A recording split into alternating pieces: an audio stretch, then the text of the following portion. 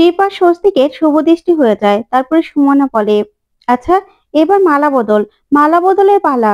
তারপরে দেখা যাবে টিপ আর স্বস্তিক মালা বদল করতে থাকে। ওইদিকে দেখা যাবে অগ্নিজিৎ মুখার্জি, পলয় সহ সবাই মিলে আসতে থাকে। এদিকে স্বস্তিক টিপের দিকে তাকিয়ে থাকে। তখন টিপও খুব খুশি হয়। তারপরে দেখা যাবে ওরা 7 পাকে ঘুরতে থাকে। আর এদিকে মেহেক আর অঙ্কিত তাকিয়ে তাকিয়ে দেখতে থাকে আর অস্বস্তি বোধ করতে থাকে আর বলে, কেন এখনো ওরা আসছে না? কেন আসছে না? এখানে তো সিঁদুরদানেরও সময় হয়ে যাচ্ছে।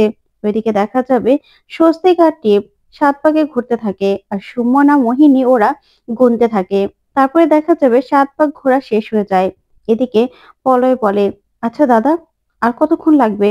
আমার তো আর ভালো লাগছে না। তখনই অগ্নিজিৎ বলে, হ্যাঁ তাড়াতাড়ি চলো।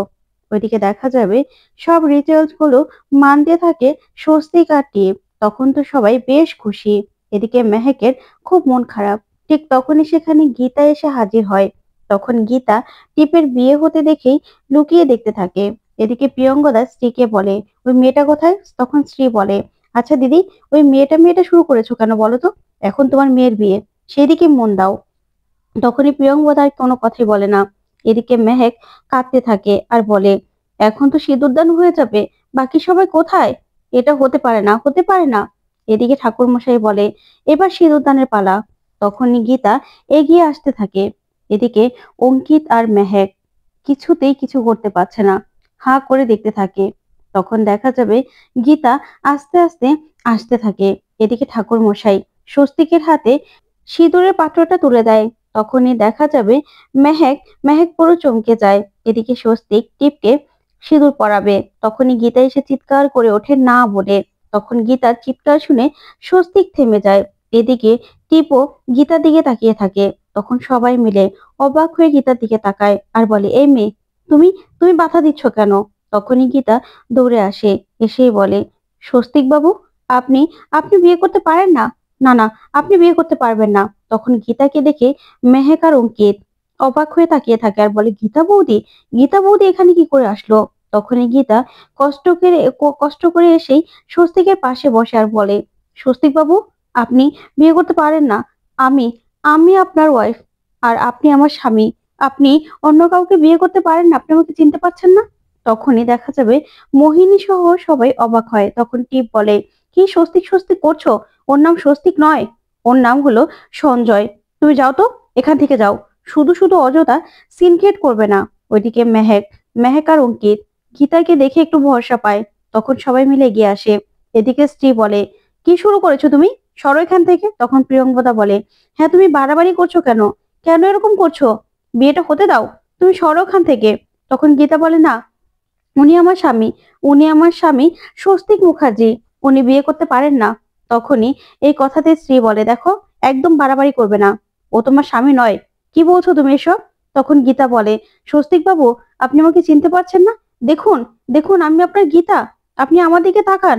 কিন্তু স্বস্তিক কিছুতেই গীতার দিকে তাকায় না। তখন স্ত্রী বলে, এই মেয়ে, তুমি এরকম বাড়াবাড়ি শুরু করেছো কেন? তখন মোহিনী বলে, অনেকক্ষণ ধরে বাড়াবাড়ি গুলো দেখছি, আর সহ্য করতে পারছি না। তখন সুমনা বলে, এখানে কি হচ্ছে বলো তো? তখন টিপ বলে, সেটাই তো বুঝতে পারছি না। তো সঞ্জয়, তুমি কি মেয়েটাকে চিনো? তখনই স্বস্তিক বলে, না, আমি ওনাকে চিনি না। তখন তো গীতা এই কথা শুনে অবাক হয় আর বলে, স্বস্তিক, আপনি আমাকে চিনছেন না, চিনতে পারছেন না? তখন স্বস্তিক বলে, না, সরুন তো, এখান থেকে সরুন, সরুন, সরে যান এখান থেকে। তখনই সেখানে মেহেক চলে আসে আর সে বলে, ছোটদা। তখন তো সবাই অবাক হয় আর বলে, ছোটদা মানে? তখনই প্রিয়ঙ্বদার স্ত্রী বলে, ছোটদা মানে কি বলছো তুমি? তখন মেহেক বলে, হ্যাঁ, এটাই আমার ছোটদা, স্বস্তিক মুখার্জি। তখন তো স্বস্তিক অবাক হয়ে তাকিয়ে থাকে। তখন গীতা বলে, আপনার কিছু মনে পড়ছে না? বলুন না, বলুন না আপনি। তখনই প্রিয়ঙ্বদা বলে, তোমার ছোটদা মানে? তোমার ছোটদাকে তো কেউ খুন করেছে। তখন মেহেক বলে, হ্যাঁ, আমরাও তো সেটাই জানতাম, কিন্তু এটাই তো আমার ছোটদা, স্বস্তিক মুখার্জি। তখন তো প্রিয়ঙ্বদা হা করে তাকিয়ে থাকে মেহেকের দিকে। এদিকে টিপের বাবা বলে, তোমাদের কোনো ভুল হচ্ছে, এটা এটা তোমার দাদা হতে পারে না, তোমাদের ভুল হচ্ছে। তখন অঙ্কিত বলে, না কাকুমণি, কোনো ভুল হচ্ছে না, আমি আপনাকে বলছি, কোনো ভুল হচ্ছে না, এটাই হলো মেহেকের দাদা, স্বস্তিক মুখার্জি। তখন এই কথা শুনে সবাই সবাই প্রচন্ড রেগে যায়। তখনই দেখা যাবে গীতাকে সরানোর চেষ্টা করে সবাই। তখন স্বস্তিক গীতাকে সরিয়ে দিয়ে টিপকে আবারও সিঁদুর পরাতে যায়। তারপরে গীতা আবারও স্বস্তিকের হাত ধরে ফেলে আর বলে, না স্বস্তিক বাবু, আপনি আপনি ওকে সিঁদুর পরাতে পারেন না, আপনি আমার স্বামী। তখনই টিপ গীতাকে ধাক্কা দিয়ে ফেলে দেয়। তারপরে স্বস্তিক স্বস্তিক টিপকে সিঁদুরটা পরিয়ে দেয়। তখন তো গীতা কাঁদতে থাকে আর চোখ বেয়ে জল পড়তে থাকে। ওইদিকে মেহেক মেহেক অবাক হয়ে যায়। তারপরে দেখা যাবে গীতার মনে পড়তে থাকে যে স্বস্তিক ওকে কিভাবে প্রপোজ করেছিল, কিভাবে বিয়ে করেছিল। সব কথাগুলো ভেবে প্রচন্ড রেগে যায় স্বস্তিকের উপর গীতা। তারপরেই স্বস্তিকের দিকে তাকিয়ে বলে, আপনার আমাকে মনে নেই না? তারপরে স্বস্তিককে ঠাসিয়ে একটা চড় দেয় গীতা। তখনই স্বস্তিক অবাক হয়ে যায় আর সঙ্গে সঙ্গে নিজের গালে হাত দেয়। আর টিপ প্রচন্ড রেগে গিয়ে বলে, কি করলে তুমি এটা? কি করলে? তুমি তুমি সঞ্জয়কে মারলে? কেন? কেন মারলে? তোমার এত বড় সাহস? তুমি আমাদের বাড়ির আশ্রিতা হয়ে তুমি কিনা আমার স্বামীর গায়ে হাত তুললে? এত বড় সাহস তোমাকে কে দিয়েছে? তখনই গীতা স্বস্তিককে বলে, স্বস্তিক বাবু দেখুন, আপনি আমার দিকে দেখুন, আমি আপনার গীতা। আপনার আমার কথা মনে পড়ছে না? আমি আপনার গীতা। মনে পড়ছে না? আপনি তো আমার স্বামী। স্বামী আপনি আমার। এই বলে জ্ঞান হারিয়ে ফেলে গীতা। তখনই মেহেক এসে গীতা বৌদি বলে চিৎকার করতে থাকে। তারপরে মেহেক গীতাকে নিয়ে একটা সোফায় বসায় আর চিৎকার করে আর বলে, গীতা বৌদি ওঠো। তখনই অগ্নিজিৎ মুখার্জি, পলয়, এলিন, ঈশা সহ সবাই চলে আসে আর এসে বলে, কি হয়েছে গীতার? তখন মেহেক বলে, ওই যে ওই যে ছোটদা, ছোটদা বিয়ে করে নিয়েছে, তার জন্য গীতা বৌদি জ্ঞান হারিয়ে ফেলেছে।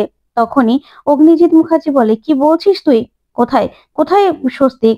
তখনই অগ্নিজিৎ মুখার্জি বিয়ের মণ্ডপে চলে আসে। তখন তো বিয়ের মণ্ডপে স্বস্তিককে দেখে রেগে যায় অগ্নিজিৎ আর বলে, স্বস্তিক, স্বস্তিক তুই অন্য কাউকে বিয়ে করতে পারলি? তখনই দেখা যাবে টিপের বাবা বলে, এই আপনারা কে? আপনাদের তো আমরা নেমন্তন্ন করিনি।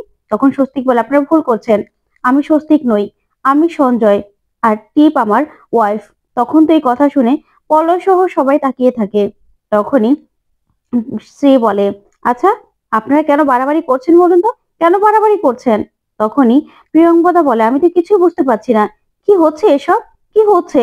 তখনই টিপের বাবা বলে, আপনাদের তো সাহস কম নয়, আপনারা কেন এরকম করছেন এখানে এসে? তখন প্রিয়ঙ্বদার কথা শুনে স্ত্রী বলে, তুমি এখনো বুঝতে পারছো না? ওই মেয়েটা, ওই মেয়েটা সবকিছু মনে আছে। ওই মেয়েটা এতদিন স্মৃতি হারানোর নাটক করছিল। তখন টিপ বলে, চলো সঞ্জয়, তুমি আমার সঙ্গে চলো। তারপরে এই বলে সেখান থেকে নিয়ে যেতে লাগে টিপ।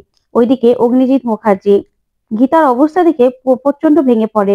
তারপরে স্বস্তিককে যেতে দেখেই অগ্নিজিৎ মুখার্জি বলে, দাঁড়াও।